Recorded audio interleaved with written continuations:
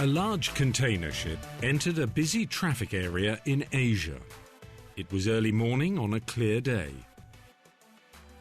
At 6:30, the master came to the bridge, although he had not been called.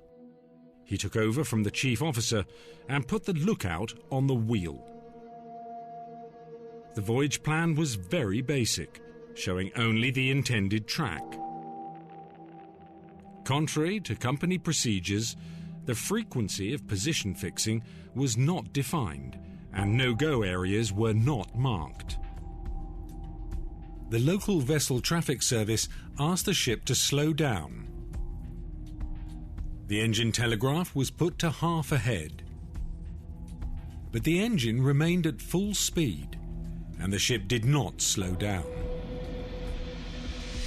Neither the master nor the chief officer realized this, although it was observable on the instruments and the ECDIS and ARPA displays. The ship entered the heavy traffic area at 20 knots. The VTS notified the ship of 3 vessels that were on potential collision courses. The master misunderstood which targets the VTS was referring to. The VTS requested the ship to slow down several times. This annoyed both the master and chief officer. From now on, they immediately acknowledged calls from the VTS, but did not listen to them. To deal with one of the targets, the master brought the ship to starboard, correctly following colregs. The master did all the navigation based on the displayed true vectors. The situation proved difficult to resolve. The master slowed down and came further to starboard. He intended to turn to port after passing the stern of the approaching ship. His ship was now well off track, but the master was calm and confident. Neither the helmsman nor the chief officer said anything. In spite of further warnings from the VTS, the ship ran hard aground at 14 knots. There were no injuries, but substantial and costly damage to the ship, which was put out of service for a considerable time. Bridge watchkeeping is one of the most important jobs on board a ship at sea. Under the STCW Convention, the watchkeeping officer is the master's representative and is responsible for the safety and security of the ship and all those on board. It's critical work, as over 80% of insured losses due to collision, grounding and contact damage are said to arise from human error. The watchkeeping officer must ensure that the ship never runs aground nor has a collision. This means always knowing the ship's situation and keeping a good lookout. This task requires good training, a high standard of skills, and effective time management. How this can be best achieved is the subject of this video.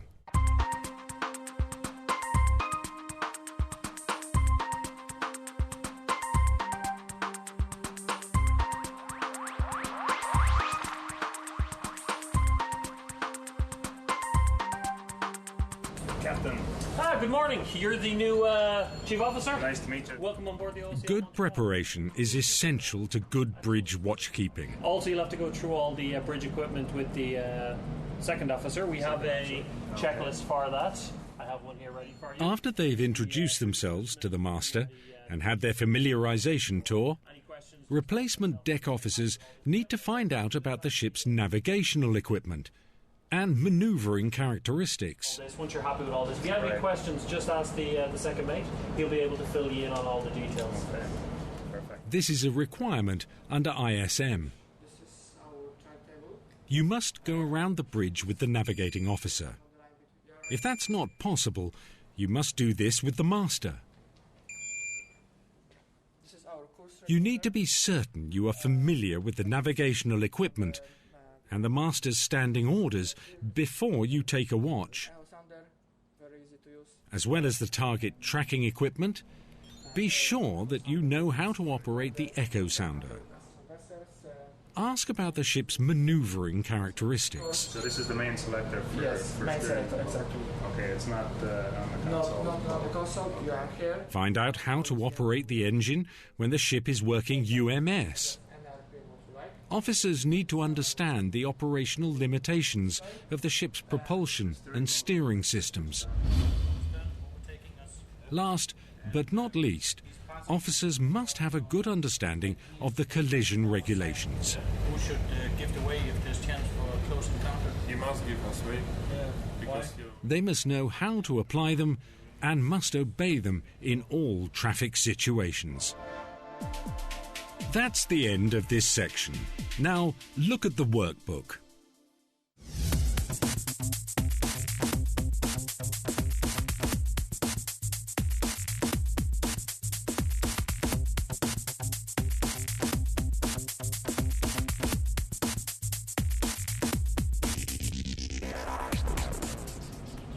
The right way to start a watch is to get up on the bridge early.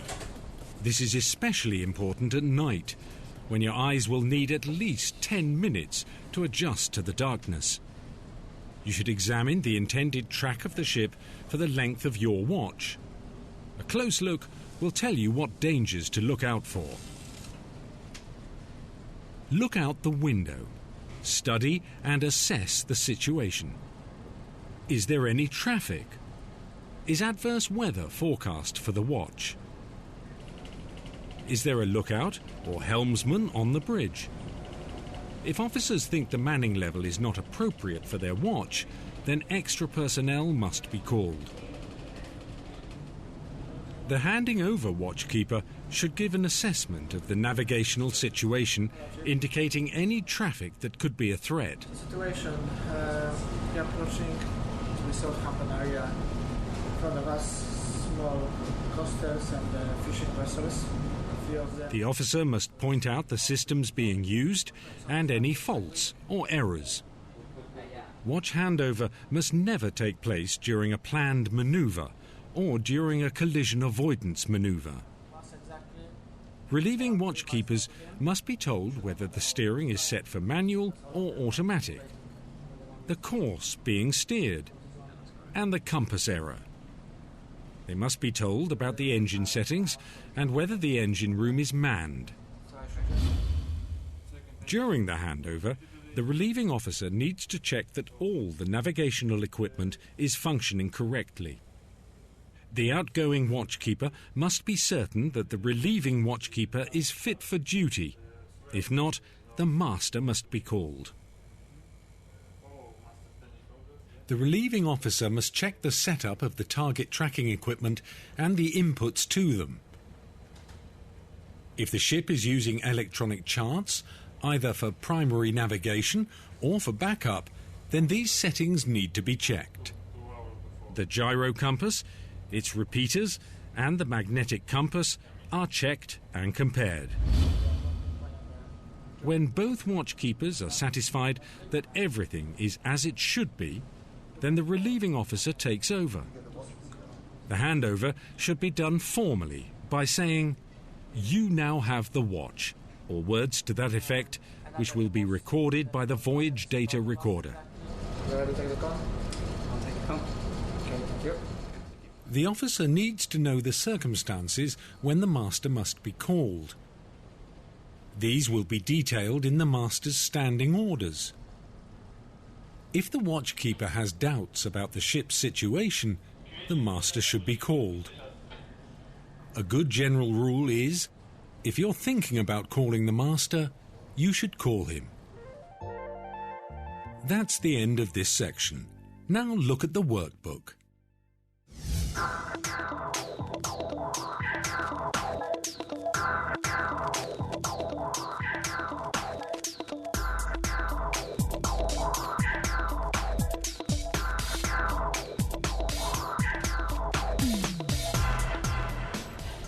The foundation of safe watchkeeping is keeping to the voyage plan, whether it is on the chart or on an ECDIS.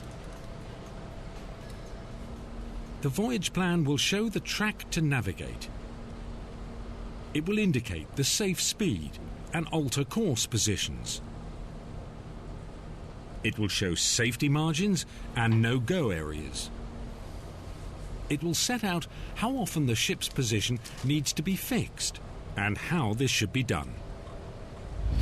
Captain, so Remember that the voyage plan has been approved by the master. Also, on your Foxtrot, The navigation of the ship is the master's responsibility, normal. which is delegated to the watchkeeping officer only within the limits set by the master's standing orders. Staying in on this. Never cut corners in implementing the voyage plan. If keeping to the intended track is becoming difficult, call the master. Watchkeeping officers should never be afraid of calling the master. The voyage plan will indicate many of the potential dangers expected on the route. But to be able to react quickly and appropriately to unexpected hazards, the officer on the bridge needs to have a complete understanding of the ship's situation.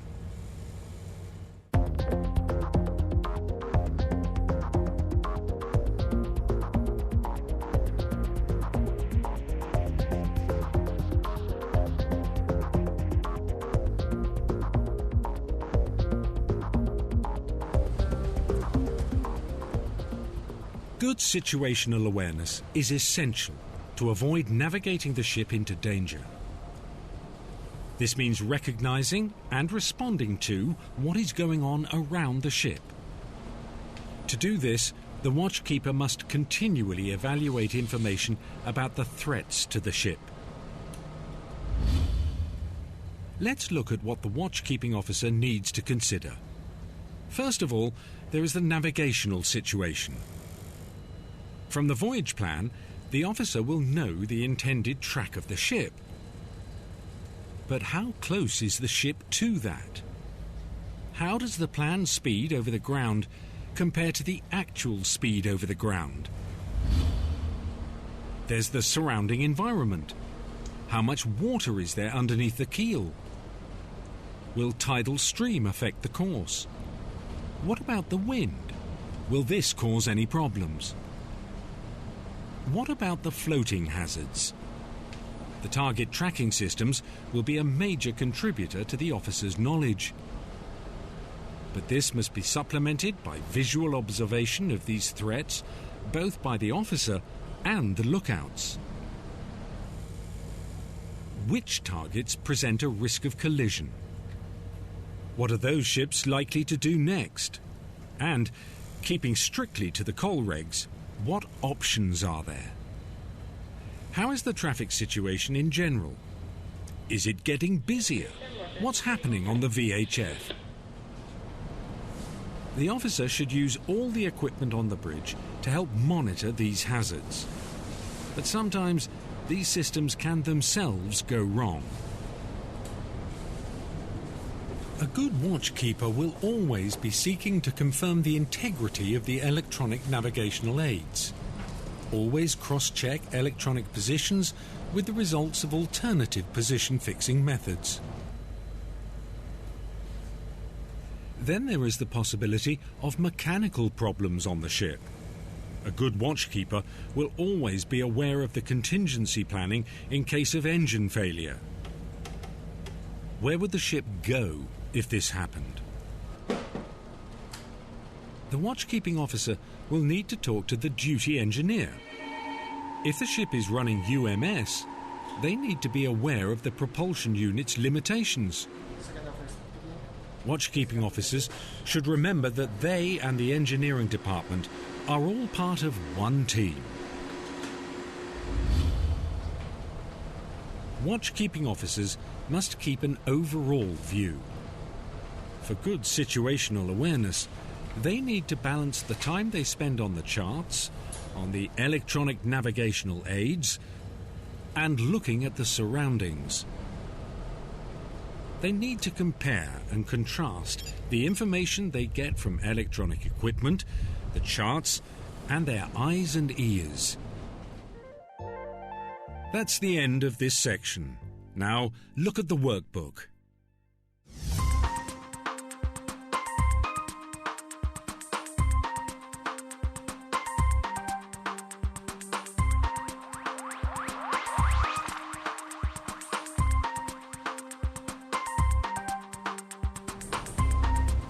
Safe navigation takes priority over all other operations on board.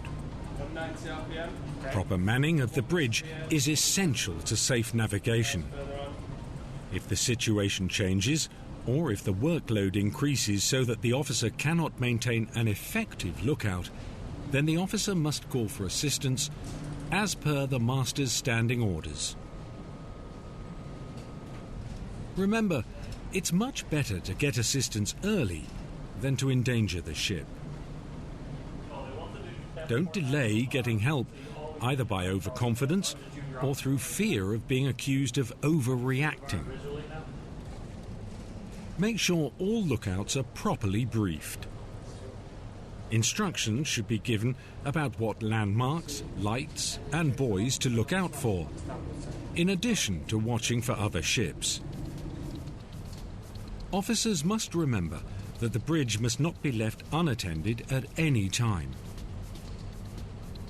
Watchkeeping officers must avoid distractions. Do not use mobile phones, laptops, or MP3 players. Never read books or magazines during a watch. They need to keep their full attention on their primary task, safe navigation of the ship. The voyage plan will indicate the method and frequency required for position fixing based on company procedures. Deep sea, this is likely to be by satellite navigation systems. These positions are normally accurate, but it's important to cross-check them with alternative methods.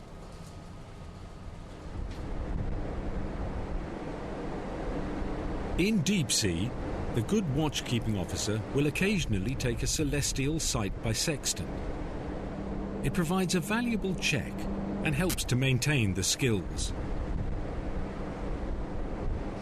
In coastal waters, where the position of the ship is more critical, both visual and radar position fixing will become essential to cross-check the accuracy of the position. The frequency of fixing will be determined by the company's procedures. There must be no risk of the ship getting into danger between fixes. The passage plan will indicate where parallel indexing should be used. This is very useful in confined waters and in poor visibility. The track of a radar conspicuous point is drawn on a relative motion radar display. The offset of the track is the distance the ship needs to keep off the point. All watchkeeping officers need to be thoroughly familiar with parallel indexing. Using this technique never replaces regular plotting of the ship's position. A distress call has been heard by an aircraft on channel 16. Watchkeeping officers have a responsibility for keeping a radio watch. It also improves situational awareness. Listen out for any traffic as well as navigational warnings. When time is available, the watchkeeping officer needs to carry out a number of routine monitoring tasks.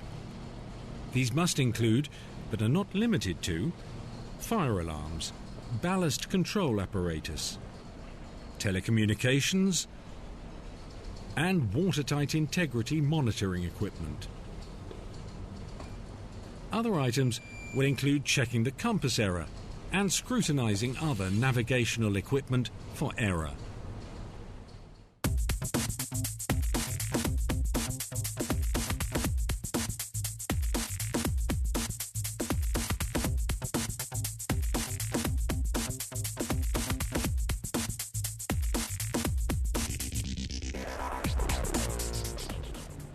Officers should try to avoid close-quarter situations, but occasionally the unexpected happens.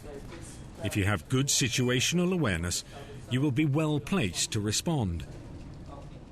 All ships must be navigated according to the col regs.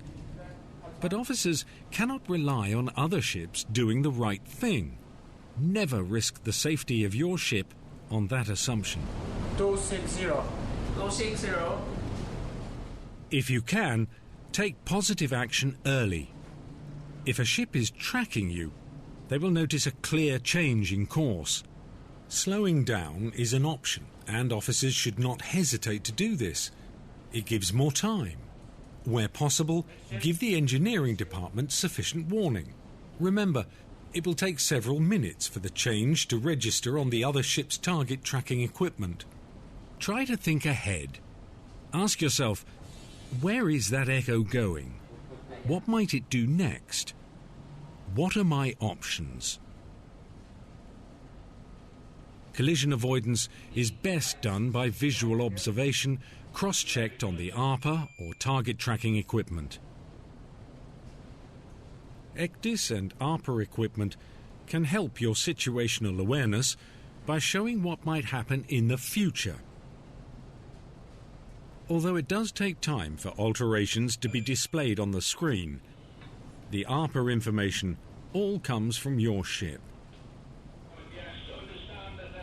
It is important to be cautious about information from the AIS display, as some of it is entered by the operator on the other ship, and so may not be accurate. AIS information can be useful in supporting decisions based on radar and visual information.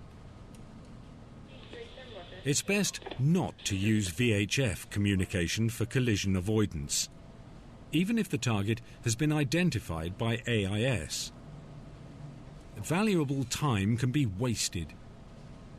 When contact has been made, a false sense of security is often generated. Worse still, misunderstandings frequently occur. This all distracts the watchkeeper from the task of following the col regs to avoid collision. Hello, Captain speaking. Remember, it's always better to call the master earlier rather than later. Okay, thank you. Masters dread arriving on the bridge when it's too late to take effective avoiding action. When the master comes on the bridge, the watchkeeping officer still has the con, until there is a formal verbal exchange, such as the master saying, "I have the con." What course are you steering at the moment? 256, 90 RPMs on the engine. Okay, I'll take the con now, thank you very much. Thank you. This statement must be absolutely clear. This will be recorded by the voyage data recorder and should also be logged. Can you call the engine room, please? Tell them we need the engine on standby. The watchkeeping officer must remain on the bridge to support the master, not simply doing what they're told, but double-checking things. Masters should share their intended manoeuvring with the bridge team. Midship the wheel. Midship. The watchkeeping officer should question the master if he or she is uneasy with any proposed decision or action. In difficult traffic situations, this type of good teamwork becomes essential. Officers must be aware of the dangers of over-reliance on electronic equipment. Remember to regularly look out the window. Remember to look astern as well as forward. On integrated bridges, equipment can interact and provide the watchkeeper with a false picture. It's important to know your equipment, to understand its settings, and to maintain good situational awareness. Once the danger has clearly passed, and this is confirmed both visually and by the target's track, the watchkeeper must get the ship back safely on its intended track. That's the end of this section. Now, look at the workbook.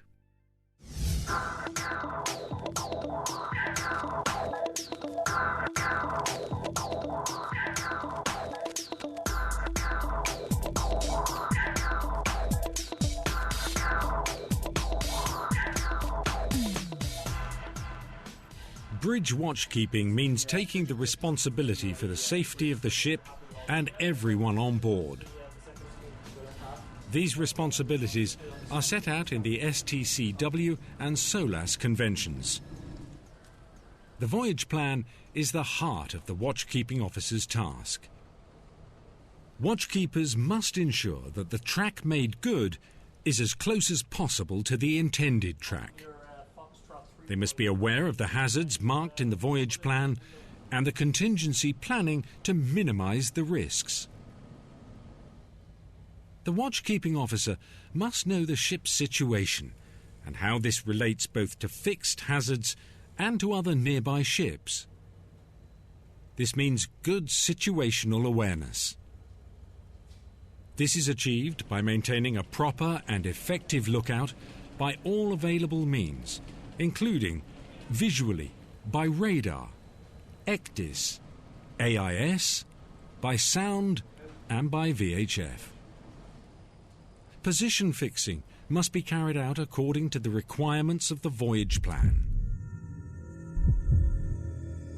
Watchkeepers should remember the words of an American admiral. No officer, whatever his rank and experience, should flatter himself that he's immune to the inexplicable lapses of judgment, calculation, and memory, or slips of the tongue in giving orders, which have so often brought disaster to men of the highest reputation and ability. Watchkeeping officers should never delay calling the master to the bridge. They need to regularly check the ship's navigational and other bridge equipment. They need to continually cross-check the information they get from electronic equipment, the charts, and their eyes and ears.